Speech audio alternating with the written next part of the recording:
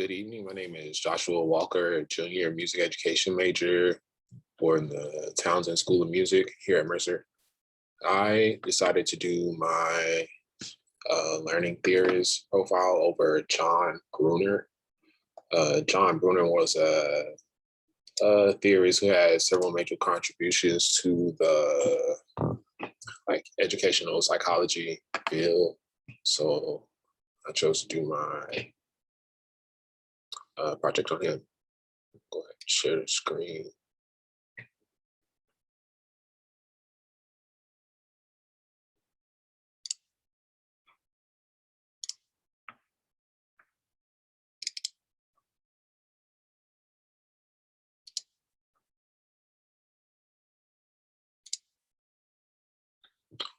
So Jerome Bruner, he was born in New York, on October 1st, 1915.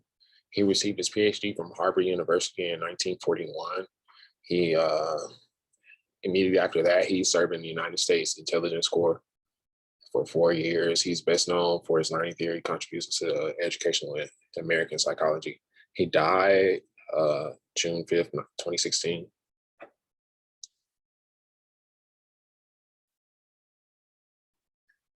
His theoretical approach was more so like he seemed like a constructivist. We know that constructivism is like an approach to teaching and learning based on the premise that cognition is the result of mental construction. In other words, students learn by fitting new information with what they already know. And I got that from the journal, the IOSR Journal of Research and Method in Education. He also believed that any subject can be taught effectively in some intellectual, honest form to any child at any stage of development. So he pretty much believed that you could, anybody can learn anything at any stage of development as long as it was taught incrementally with it gradually getting more difficult.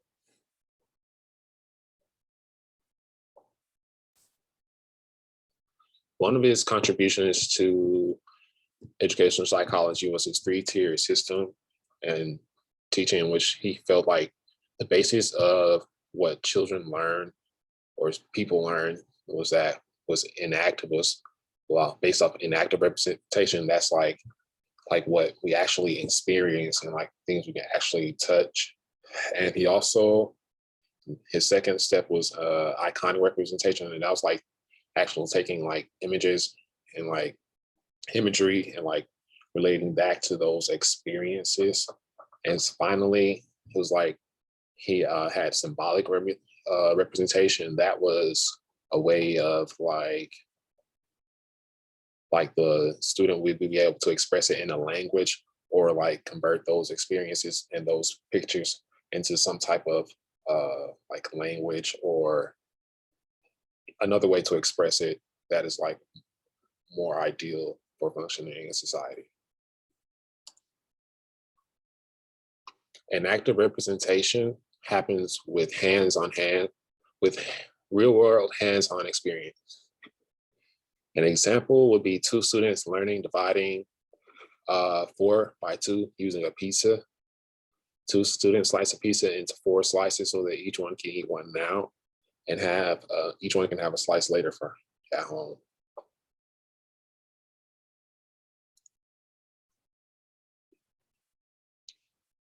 In iconic representation, information is represented through images and perceptions.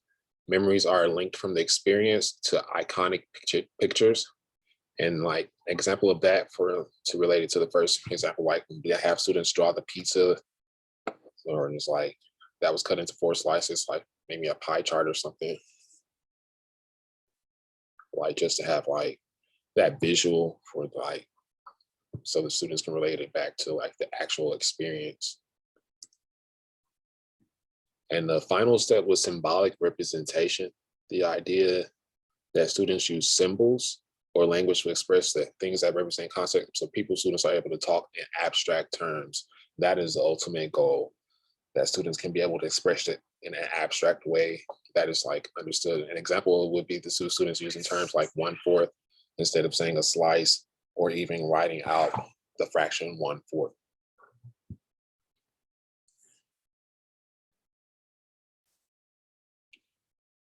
And that was the Bruner's three-tier theory, where he had the basis of all of our learning was essentially from what we experience, and you tie those experiences to pictures or like memories, and then we're able to express that in some type of way to other people, or in some type of language that is understandable and efficient. Other contributions that Jerome Bruner contributed to the educational psychology world was the spiral curriculum. And the spiral curriculum was a continuous repetition of the same fundamental ideas, compromises 3 steps. Students will revisit a topic at regular intervals. So like they'll just constantly like it's like similar to like going to a special class, like a music class, like twice a week or something like that. And the complexity of the topic increases with each revisit. So each time the student would revisit the topic or go back to that particular class, it'll be a little bit difficult. So I'm sorry. And the third stage of that will be the new learning has a relationship with previous learning. So again, it's still kind of like that 3-tier system where it's based on those experiences. And he also contributed the idea of scaffolding, and it's actually a term that he himself coined. And it's where they structure activities based on students' existing knowledge in a way that helps them reach the actual goal. So I guess with this one, the instructor would have the goal in mind, and then because you actually want to meet the student where they are was Bruner's whole point with this one. And the next thing would be to allow the students to try the actual. First step would be to demonstrate, and then next would be to let the student try it themselves with minimum support and feedback only when needed.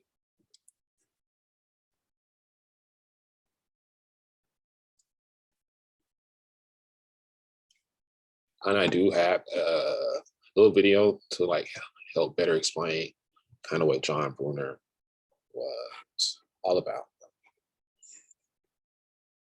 So I can share.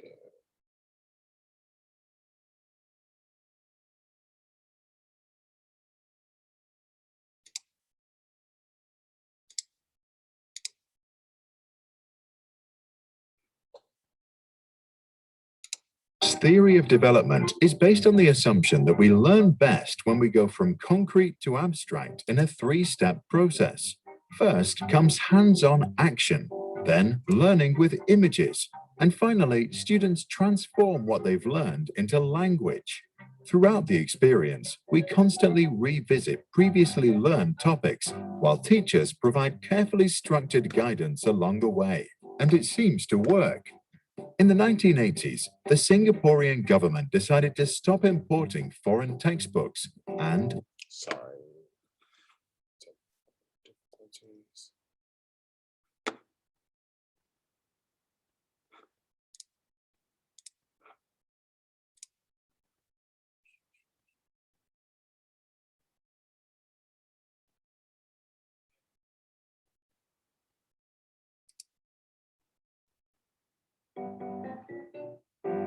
Jerome Bruner's theory of development is based on the assumption that we learn best when we go from concrete to abstract in a 3-step process. First comes hands-on action, then learning with images, and finally, students transform what they've learned into language. Throughout the experience, we constantly revisit previously learned topics, while teachers provide carefully structured guidance along the way, and it seems to work. In the 1980s, the Singaporean government decided to stop importing foreign textbooks and, instead, build the world's best maths curriculum from scratch.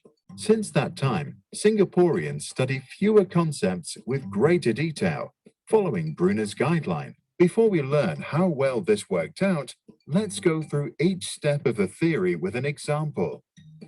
First, we learn through inactive representation. This happens in hands-on experiences, ideally with real-world applications.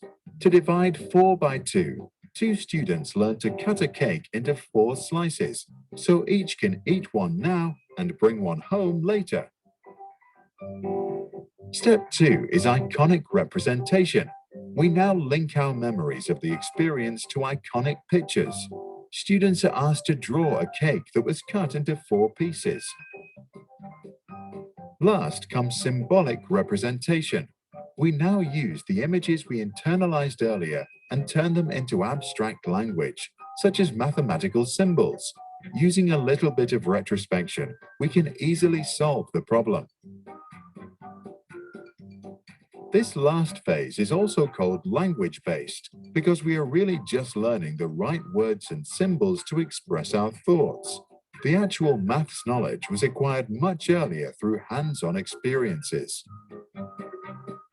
Bruner, therefore, advocated for the use of spiral curriculum with continuous repetition of the same fundamental ideas. The curriculum is comprised of 3 characteristics. Students revisit the same topic at regular intervals. The complexity of the topic increases with each revisit. The new learning has a relationship with previous learning. Teachers also use scaffolding, a term coined by Bruner. Teachers do this by structuring activities based on students' existing knowledge and in a way that helps them to reach the desired learning outcome. The teacher first demonstrates the process as the student watches. Then the teacher lets the student have a go, steps back, and offers support and feedback when needed. Today, by the way, Singapore's 4th and 8th graders are the world's best in both mathematics and science, and Singapore's maths curriculum is copied by educators from around the world. Jerome Bruner was born blind in New York City in 1915.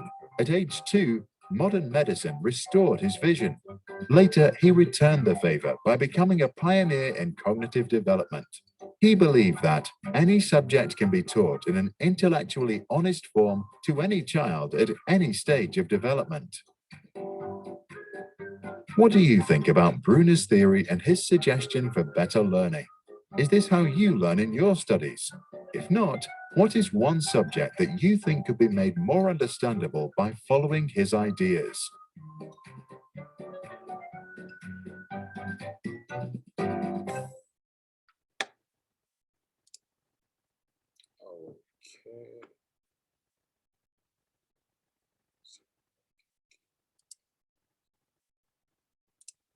In conclusion, Jerome Bruner had major contributions to the educational psychology field from the 3-tiered learning system where he had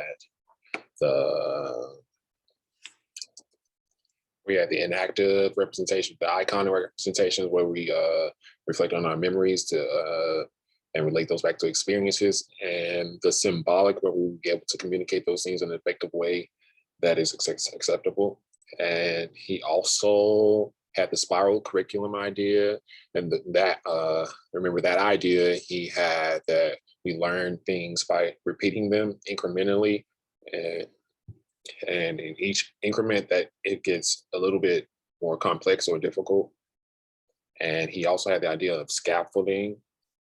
So John Bruner had many contributions to the educational psychology field, and that's why I think he would be a great person to kind of do some research on and kind of include inside the textbook. Thank you.